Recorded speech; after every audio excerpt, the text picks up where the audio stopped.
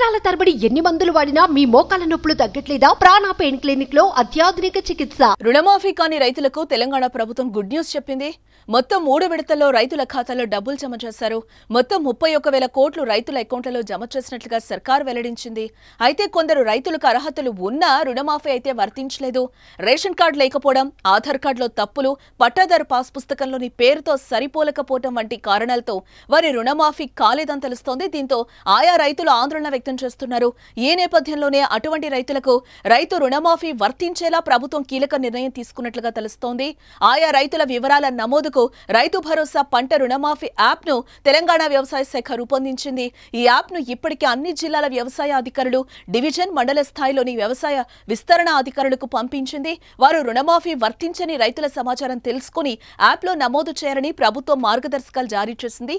రేపటి నుంచే ఈ సర్వే ద్వారా యాప్ లో వివరాల నమోదు ప్రక్రియ ప్రారంభమవుతుందని అధికారులు అంటున్నారు.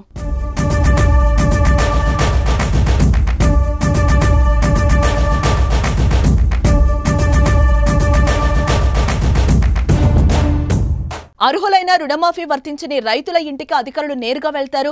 ముందుగా వారి లోన్ అకౌంట్లు, ఆధార్ కార్డులను క్షుణ్ణంగా తనిఖీ చేస్తారు. అనంతరం కుటుంబ సభ్యుల వివరాలు పూర్తిగా తీసుకుని యాప్ లో అప్లోడ్ చేస్తారు. పంట రుణాలు ఉన్న భార్యాభర్తలే కాకుండా ఇంట్లో 18 ఏళ్లు దాటిన వారి కుటుంబ సభ్యుల ఫోటోలు కూడా తీసుకుంటున్నారు. ఆ తర్వాత కుటుంబ యజమానితో ధృవీకరణ పత్రం సైతం తీసుకుంటారు.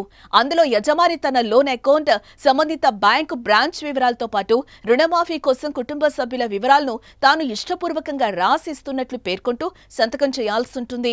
అందులోనే ఫోన్ నెంబర్ కూడా రాయాలి. వీటిని ధృవీకరిస్తూ గ్రామ కార్యదర్శి అటెస్టేషన్ చేయాలని వ్యవసాయ శాఖ ఆదేశాలు జారీ చేయడం జరిగింది.